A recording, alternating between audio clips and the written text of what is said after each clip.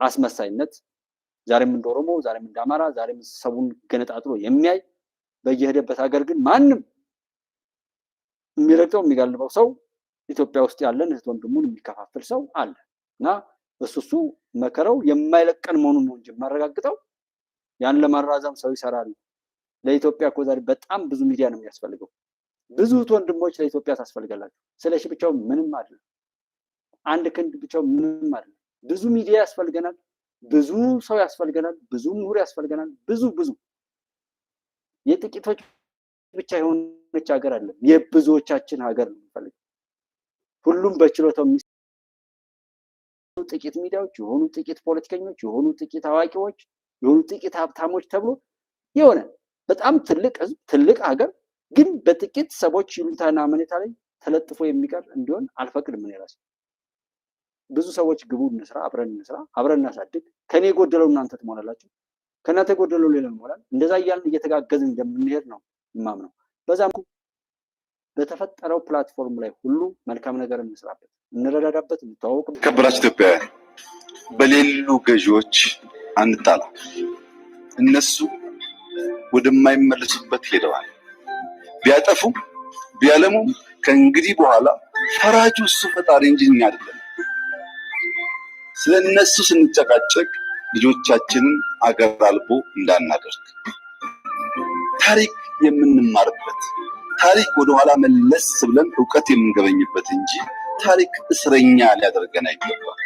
የታሪክ እስረኞች በስተናል። ትናንትና ውስጥ ውለን የምናድር ትናንትናን የምናመነዥግ የምናኝክ ነገን ለማየት የምንቸገር በጣም በርካታ ሰዎች አሉ። ኢትዮጵያውያን የሚያኮራ ታሪክ አለ።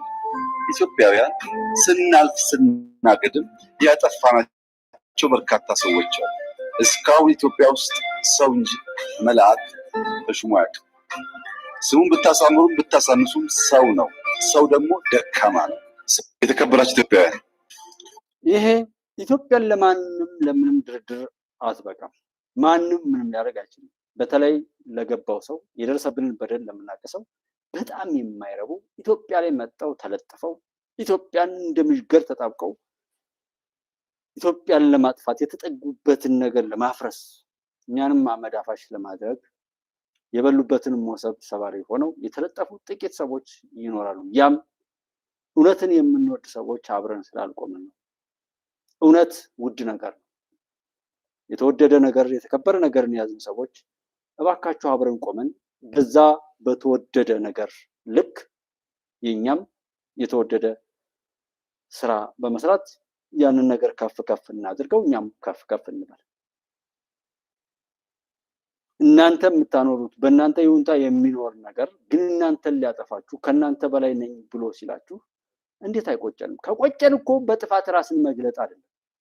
ሰዎችን በመስደብ ሰዎች ላይ ድንጋይ በመወርወር ሰዎች ላይ መሳሪያ በመተኮስ አይደለም የሚገለጠው። ያማ ጠላት ስኬቱ ነው። ምክንያቱም ወንጀል ከሰራን በኋላ ወይ ከገደልን ወይ ከተገደልን በኋላ ወንጀሎችን ላይ ጥቃት ከፈጸምን በኋላ ማንም እንደፈለገ ያደርጋል። ለምን እንደዛ እንላለን? ጥሩ ነገር ይዘን በጥሩ ነገር መቀጠል ብርታት ነው፣ ጥንካሬ ነው፣ ፈተናን ማለፍ ነው። መፈተን አይደለም እኮ ጉዳዩ። መጣ ፈረንጅ መጣ፣ ኤርትራ መጣች፣ ሱዳን መጣች። ማን ነው ጠላታችን?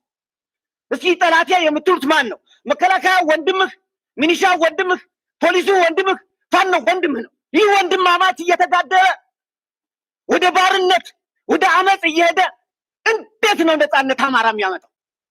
የማን አባቱ ገደል ገባ እያልክ ከማጋደልና ወንድምህን ከወንድም ከማጫረስ ይልቅ ወንድሜ ተመለስ፣ የሄድክበት መስመር ትክክል አይደለም፣ ለኛ አይበጅም፣ 21ኛው ክፍለ ዘመን አይመጥንም፣ ዱር ገደል የሄዱት ወንድሞቻችን ያስፈልጉናል። አንተ ግን እዚህ ቁጭ ብለህ አይዞህ ገደል ገባልህ እያልክ ከማጋደል ና ወንድሜ ተካከል አለቅንባችሁ፣ ልማት ፈረሰ፣ እኛም ጠፋን። እንደው ኑሮ ነው ዘመዶች በቁማችን መቃብር እኮ አልገባን። ህፃናቶች ከትምህርት ውጭ ሆነዋል። የልማት ጥያቄ ትተነዋል። መጀመሪያ ነፍሳችን በከረመልን የእርዳታ ጥያቄ ማንጠይቀው ሰላም እንዲፈጠርልን ነው። እርስ በርሳችን ነው እየተላለቅን ያለን። ፕራይመሪ ኢኮኖሚክ አክቲቪቲ ፎከስ ዳይሬክትሊ ኦን ማን ሊያስተባብር ይችላል? አንታረጋለን ብለው የሚንቀሳቀሱ ናቸውና እንደው እቺን እሳቤ እቺን የጽምዶ እሳቤ እንተገብራለን ብለው የሚሉ አካላት እንደው ይሄንን እሳቤ እንተገብራለን ብለው ቢሉ እጣ ፈንታቸው ምንድን ነው የሚለው ነገር እስኪናሳ። እንግዲህ እንደ ሴኩሪቲ ተቋምኛ የመጀመሪያው ስራችን ሉዓላዊነታችን የማስጠበቅ ስራ ነው የተሰጠን ግዳጅ ተልዕኮ። ከዚህ ተልዕኮ ጋር ተያይዘው እንዲህ አይነት ሁኔታ በሚቃጣበት ጊዜ ግለሰብም ይሁን 10 ሰው ይሁን 20 ሰው ይሁን የፈለገውን ያህል ስብስብ ይኑር ሲቃጣ እንደተለመደው የበኩላችንን አስተዋጽኦ በሚገባ እናበረክታለን። እቺኛዋን የጽምዶ ሀሳብ በተመለከተ ግን እቺን ቅጀት ወደ መሬት እናወርዳታለን ብለው ስንዝር እንቅስቃሴ ቢያደርጉ እንደ ሉዓላዊ ሀገር ይሄ ተቋም ደግሞ በመንግስት ግዳጅ እንደተሰጠው ኃላፊነት እንደተሰጠው የኢትዮጵያ ሉዓላዊነት ለማስጠበቅ ስራ እንደሚሰራ አካል ሰንበሳት እንደሚቀልጥ ይቀልጣሉ ብለን ነው የምናስበው የምናምነው። ይሄን ወደዚህ ደረጃ የሚወስዳቸው ጉዳይ ምንድን ነው? ድርድር የለውም። ኮምፕሮማይዝ የሚደረግ ጉዳይ አይደለም የሉዓላዊነት ጉዳይ እና በሉዓላዊነታችን ላይ ቅዠትን የመከረች ግሩፕ አለች። እቺ ግሩፕ ይሄን ነገር ተግባራዊ ያደርጋለሁ ብላ ስንዝር መሬት ብትንቀሳቀስ ቅድም እንዳልኩት ሰንበሳት እንደሚቀልጥ ደጋግሞ ይቀልጧታል እንጂ ኢትዮጵያ ላይ የምትፈጸም በኢትዮጵያ ላይ ሉዓላዊነቷን የሚያሰጋ ወይ ደግሞ ሰላሟን የሚያናጋ ነገር አይፈጸምም። ይሄ ፕራይመሪ የኛ የዚህ ተቋም ስራ ነውና መንግስት በሚያስቀምጠው አቅጣጫ ስራዎችን እንሰራለን። ይሄን የምንልበት ዋና ምክንያት አንደኛ ኢን አድቫንስ ለዲፕሎማቲክ ማህበረሰቡ ይሄን ነገር አዌር የማድረጉ ስራ ተሰርቷል። ዜናው ባውዴት። ሁለተኛ ደግሞ ይሄንን አልፎ በዚህ በጸረ ሉዓላዊነታችን እንቅስቃሴ ላይ የሆነ ነገር እናደርጋለን ብለው ቢሰሩ የተዘጋጀላቸው አጸፋ የሚያቀልጣቸው ነው። ኦልሬዲ ጥንስሱም እየተደፋ ነው። ግን እንደው የተራረፈ እንዲህ አይነት ነገር እንሞክራለን ቢባል ፕራይመሪ ስራችን ነው የሚሆነው እና አይሞክርም፣ ተግባራዊ አይሆንም የሚል ነገር ለማንሳት ነው። ግን ምንድነው እንደው እንደ ሰሞንኛ ደግሞ ቺኛዋ ያልጣች ያልተመዘዘች ካርታ ናትና እንምዘዝ ብለው ስራቸውን በዚህ ልክ የሚታወቅ መሆኑንና የተቀደመ መሆኑንና ቺን ስራ ደግሞ ትንሽ ነገር እንተገብራለን ብለው ቢያስቡ እንደሚቆረጠሙ እንዲያውቁና አደብ እንዲገዙ እኛ እንደ አገር ጠባቂ ተቋም እንደ ሉዓላዊነት ጠባቂ ተቋም የራሳችን እይታ ይሄን በተመለከተ የሀሳብ መድረክ ስለሆነ ይሄ ውሸት ነው በዚህ ምክንያት ግን ተናግረናል ማለት ነው። የለንደን እኩለ ሌሊት ጥርስ ያልተናገርነው ነገር ስለሌለ ከሱ አንፃር በዛ ሌላው ነገር ጆሮ ዳባ ልበስ አንሰማም አናይም ብለው የአርሰናል ደጋፊዎች አደባባይ ወጥተው እንዲሳጥለቀልቁ እውነት ይሄ ትውልድ በዚህ ዘመን ላይ መፈጠርን ብንረግም ችግር አለው። እውነት እንጠየቅበታለን፣ በዚህ እንጸጸታለን። ምንድነው መደረግ ያለበት? ከኬንያ ምን እንማራለን? ኬንያዎች አስቀኑን። እውነት ቀናን። ኬንያዎች የኛን እችን ታክል ጉዳት አልደረሰባቸው። የኛ መከራ ቢከፋፈል እኮ ለብዙ ሀገራት ይበቃል። እኛ ጋር ያለው ቀውስ፣ እኛ ጋር ያለው በደል፣ እኛ ጋር ያለው መንግስታዊ ጭቆና ለብዙ ሀገራት የሚትረፈረፍ ነው። እኛ ጋር ብቻ ያለው ግን እንዲህ ድምፅ አውጥተህ ስትናገር እንዲህ ለህብረተሰቡ ልሳን ስትሆን እዛ መከራው ቀንበሩን ተሸክሞ ግድ የለም ተመችቶኛል፣ አንተ ለምን እዛ ሆነ ዳር ሆነ ስለኛ ልትናገር አትችልም ብሎ መልሶ አንተን ሊገስጽ ይሞክራል። ደግሞ ምን አይነት ሞራል እንዳለን ራሱ የሚያስገርም ነው። እውነት ለመናገር ያሳፍራል። በዚህ ዘመን ላይ መቼም ኢትዮጵያ ናትና ኢትዮጵያ ሆኖ መፈጠር ያሳፍራል ብሎ መናገሩም ጥሩ አይደለም። በሚዲያ ላይ ችግሩ የት ነው ያለው የሚለውን በደንብ ፈትሾ እንደው መፍትሄም ካለ መፈለግ የሚገባን ይመስለናል። እንደ ህዝብ በጅምላም ነገሩን መመልከት አንዳንድ ጊዜ ሊከብድ ይችላል። ግን ምንድነው ታዲያ የት ነው ቦታው? የቱ ጋ ነው የታመም ነው? የቱ ጋ ነው የደከም ነው? የቱ ጋ ነው ትንፋሽ ያጠረን የሚለውን እንደው እንዴት አድርገን ያንን ችግር ለይተን ወደ መፍትሄ እንደምንመጣ አላውቅም። ቀደም ሲል እንዳልከው ነው። አንዳንድ ጊዜ ይገርመኛል ነዳጅ በየ3 ወሩ እየጨመረ በጣም አስገራሚው ነገር ነዳጅ ሲጨምር ከእንኳን ደስ አላችሁ መልእክት ጋር እኮ ነው የሚመስለው። ልክ ነዳጅ መጨመሩ ለኢትዮጵያ ሕዝብ መልካም ነገር ይዞ እንደመጣ እየተፍለቀለቁ ደስ እያላቸው ከረባታቸውን አድርገው በቴሌቪዥን መስኮት ገጭ ብለው ነዳጅ ጨምረናል ሲሉ የቀነሰ እስኪመስል ድረስ ለህብረተሰቡ መልካም ነገር ይዘው የሚመጡ ይመስላል። ለህብረተሰቡ ዕዳና ሸክም ይዘው እየመጡ በቅርቡ አብይ አህመድ በአንድ ስብሰባ ላይ ተገኝተው እኔ እንቅልፍ አጥቼ አድራለሁ 20 ቢሊዮን ብር ነው መደጉመው ሲል ምናልባት ለኢትዮጵያ ሕዝብ መልእክቱ ወይ ነዳጅ ይቀንሳል የሚል ነው። በማግስቱ ነው ሌላ ተጨማሪ የነዳጅ ዋጋ ተመን ተስተካከለ ብለው ደስ እያላቸው እየተፍለቀለቁ የነገሩት ንቀታቸው ለከታቷል። አብይ አህመድ እንዳልከው ነው። ሙዝ እንኳን የሙዝ ልጣጭ ስትረግጠው እኮ ይጥልሃል። የኢትዮጵያ ሕዝብ የሙዝ ልጣጭን ያህል እንኳን እየተረገጠ መጣል አቅቶታል። ስለዚህ አውቀውታል፣ ልባችንን አውቀውታል። እየረገጡን ዝም እንደምንል ምናልባት መሪን የሚሾመው እግዚአብሔር ነው እና እግዚአብሔር ያንሳው የሚል በጣም የሰነፍ አባባል እየተጠቀምን ቀደም ሲል ያልከው የአርሰናል እንኳን ደስ አላችሁ። በዚህ አጋጣሚ የአርሰናል ደጋፊዎች ግን ኢትዮጵያ ችግሯ ብዙ ነው፣ ሰፊ ነው። ይሄ ወጣት የሚያለቅሰው ስለምንድን ነው መሆን ያለበት? አዎ ስፖርት መዝናኛ ነው፣ መደገፍ ምንም ችግር የለውም። ነገር ግን እንግዲህ እያገረሸ የመጣው ነገር ምንድን ነው? ኦህዴድ መሰብሰብ ሲያቅተው መልቀቅ ነው። በተወሰነ መንገድ እንደ አማራጭ እንደ ፕላን ቢ አድርጎ የኦሮ ኤግዚትን ፕላን ይዞ ሁልጊዜ የሚመጣው ነገር አለ እና ሰሞኑን እያስወራ ያለው ነገር አለ። ውስጡን ካልሆነ እኮ እንበትነዋለን የሚለው ነገር አለ እና እየተነገረ ያለ ነገር ስላለ ካልሆነ እንበትነዋለን የሚል ነገር እየሰማን ያለ ነው። የማይሆን ከሆነ እንለቀዋለን። እኛም የራሳችንን አዲስ ስቴት ካፍት ለመንትን ለማለት በራሳችን እግር ለመቆም ጥረት እያደረግን ነው። የኢትዮጵያን ስቴት አፓራተስ ሙሉ ለሙሉ የሀገሪቱን መዋቅር ወደ ራሳችን አድቫንቴጅ እንቀይረው እና የእኛን ታሪካዊ ጥያቄዎችም አድሬስ እናደርግበታለን ይላል ኦህዴድ። በሌላ በኩል እንደውም ሌሎቹም እንዲወጡ ህጋዊ መደላደል እንፈጥርላቸዋለን። ስለዚህ ሀገር አልባም የሆነው ግፋ ቢል አማራው፣ አፋሩ፣ ደቡቡና ሌላው ነው እንጂ አብዛኛው ድሮም ህገ መንግስቱ ላይ ያሰፈረው አንቀጽ አለ። ስለዚህ ያንን ተጠቅሞ ሁሉም ራሱን በራስ የማስተዳደር መብቱን መጠቀም ይችላል የሚል ነገር ኦህዴድ ቤት በስፋት እየተወራ ነው ሰሞኑ።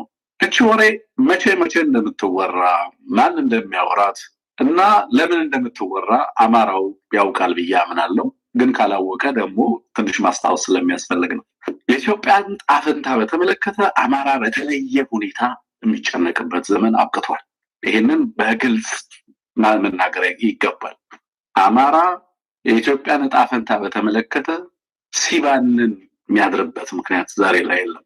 የራሱንም ዕጣ ፈንታ በተመለከተ ሲባንን የሚኖርበት ዘመን አብቅቷል። that chapter is already closed። እሱ ምዕራፍ ዝግ ነው። ለጉራ አይደለም የምለው፣ በተፈጠረው አቅም እንደው ሁሉም ሰው ዝም ብሎ ይቀልዳል። ዘመን ነበር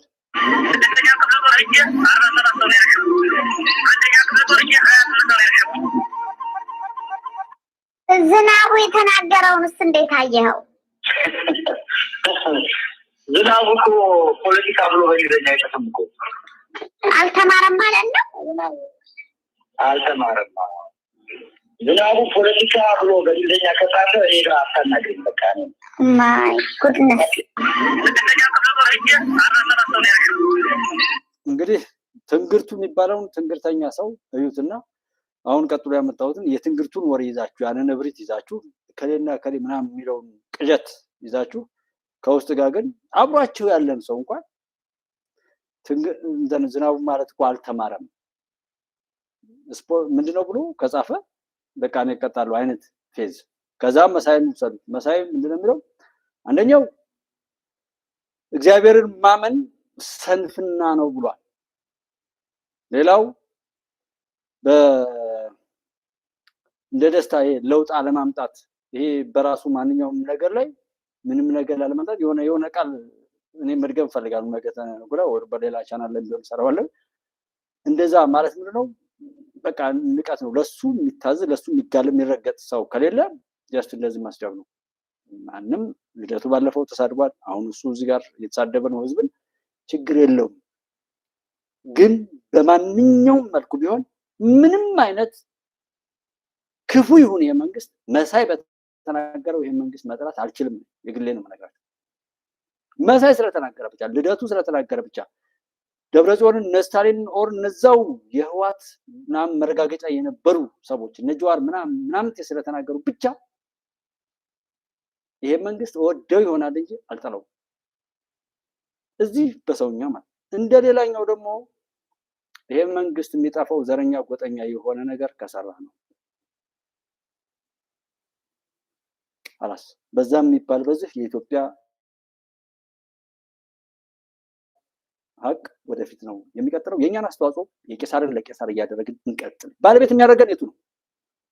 ትምህርት ቤት መዝጋት፣ ትምህርት ቤት ማውደም፣ ሰሊጥ ማቃጠል፣ ነዳጅ ማቃጠል፣ እስረኛ መበተን፣ ልማት ማቋረጥ፣ ዘረኛ ጎጠኛ መሆን፣ ሰዎችን እያገቱ ገንዘብ መገላገል፣ የሃይማኖት ተቋማትን ማርከስ፣ የትኛው ነው የሚጠቅመን? ትራክተር ኮምባይነር መግዛት፣ ዲሽቃ ብሬን መግዛት የሚሆነንን መያዝ። አፋር እያለማ ነው አልማ፣ ሶማሌ እያለማ ነው አልማ፣ ጠብቅ። ጋምቤላ እያለማ ነው አልማ፣ ቤንሻንጉል ጉሙዝ እያለማ ነው አልማ፣ ደቡብ በተወሰነ ይቀራል፣ እሱን አጠናክሮ መቀጠል። ኦሮሚያ ክልል ከጥቂት ቦታዎች በስተቀር እያለማ ነው አልማ።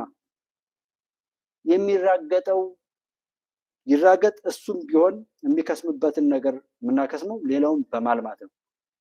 ሲራገጥ የነበረው ሲለይለት ሲጠግበው መራገጡን መደባደቡን ነገዚህ ለማኝ ሆኖ ይመጣል።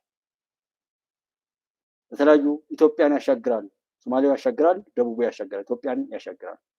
ምክንያቱም አሜሪካ ድረስ ሄድ ነው፣ አውሮፓ ድረስ ሄድ ነው። ያን ሁሉ ፈተና ተጋፍጠው የሚሄዱት ወንድሞቼ ብዙ ስቃይና መከራ እያዩ የሚሄዱት እዛ ሀገር ላይ የተሰራ ኢኮኖሚና ሀገር መንግስት ወይም ልማት ስላለ እንጂ አየር ንብረቱ ከኢትዮጵያ የተሻለ ሆኖ አይደለም እዛ ሀገር የሚሄዱት። ስለዚህ ያለማ የሰራ ያሰራ የተማረ የተመራመረ ዘመኑን የተረዳና በዛ መልኩ ራሱን አዘጋጅቶ ዓለማዊ ህይወቱን በስኬት ለማስሄድ የጣረ ሁሉ በድል ይቀጥላል። ምንም ምድራዊ ህይወት ላይ ያለው ነገር በግልጽ እንደሚያሳየው ሰው በለፋው ልፋት ልክ ያገኛል።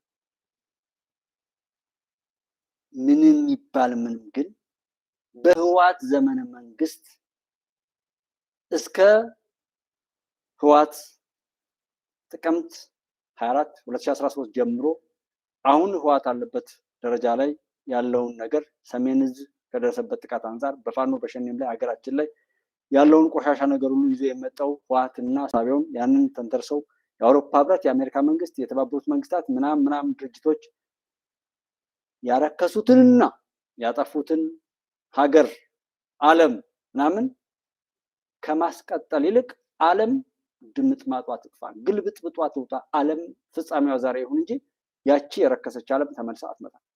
ህወሓት እና የህወሓት ህሳቤው ወራሾች እንደፈለጉ የሚፈነጩባት ኢትዮጵያ አትፈጠርም፣ አትመጣም።